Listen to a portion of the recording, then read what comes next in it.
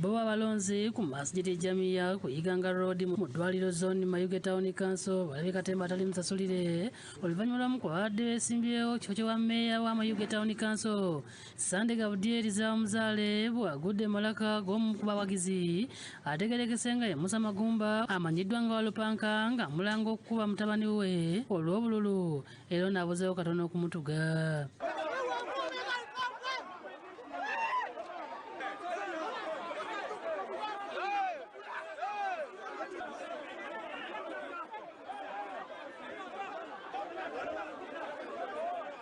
Ategeeza nti wadde yeesimbyewo naye tekitegeeza nti abantu balina okuyisa amaaso mu bawagizi be. Bakuba kubukuni makalwokani bayi tokubye mu ntwali gye kulonda fazali ntaabwe omubirize malagafa omuntu atafiire kubanga kalufuna ekisinga bulamu bw'abantu.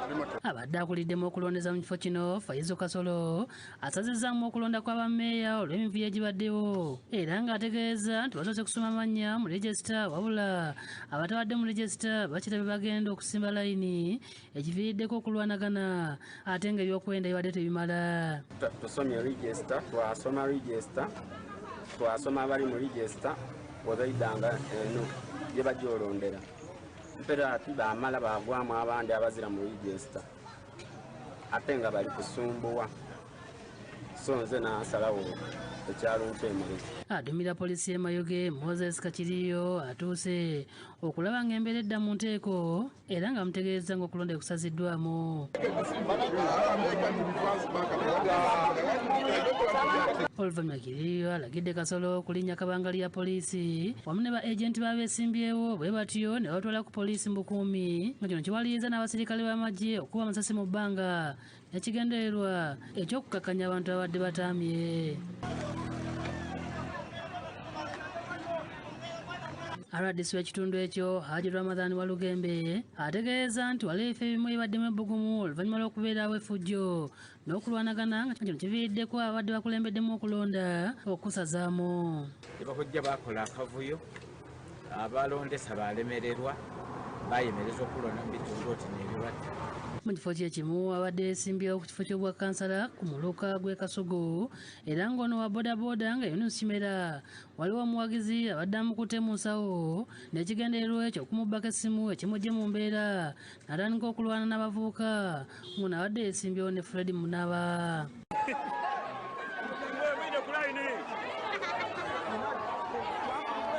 Ebyokwenda bikedde kunywezebwa ku miryango egiyingira munda mu ssomero lya Nakasero Primary School mu kulonda kwa NRM okw'abavubuka ku mutendera ogw'erosa ey'okusatu. Abadde asomwa erinnya lye abadde ayingira munda mu kifo alonderwa. Oluvannyuma okulonda kutandise wakati mu bbugumu nga Isima Luswata Kayigo awangudde Christopher Baligeya. Kano tebalonze mbu balonda muvubuka munnaabwe balonze mukwano gwabwe balonze muganda waabwe era bonna abanonze embeebaza z'okola Kampala. Okulonda kw'abavubuka abawala kutandise kyokka akati mu kusimba ennyiriri omulondesa ategeeza bonna abadde beesimbyewo okulekera Gloria Chebeti. Akaluka abawala kawedde nga Chebeti Gloria yeki kyokka akuliddemu okulondesa Wanyogga Jambula abawagizi ba Christine Nisima ne Nakiyingi Mebo nga baagala omugwambulago nga bawakanya byabadde ayogera.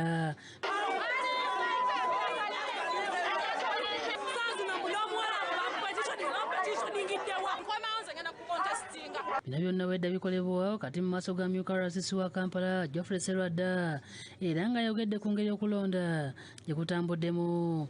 Era okulonda kugenze bulungi naye era kaakiro tabulamu mubaddemu abadde tebamatidde naye ku nkomerero bagenze okirabanga ne bwe bakaddamu akalulu kubanga abalonzi badde tebafulumye. Kyokka embeera ekyankalanye agulira ofiisi ya ssentebe w'NRM ekyambogo Hajjati Adija Namyalo bw'atuuse n'ekibinja ky'abavubuka era wano abadde alondesa ne RCC Serwadda bagezezaako okunnyonnyola Namyalo ng'eno abawanguddwa bwe basaakaanya.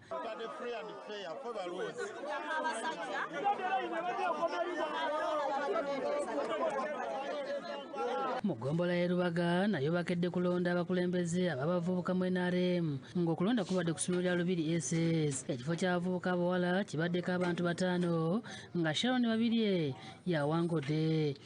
Sigenda kumenya kinoomu wabula buli omu abaddewo era mbeereddewo.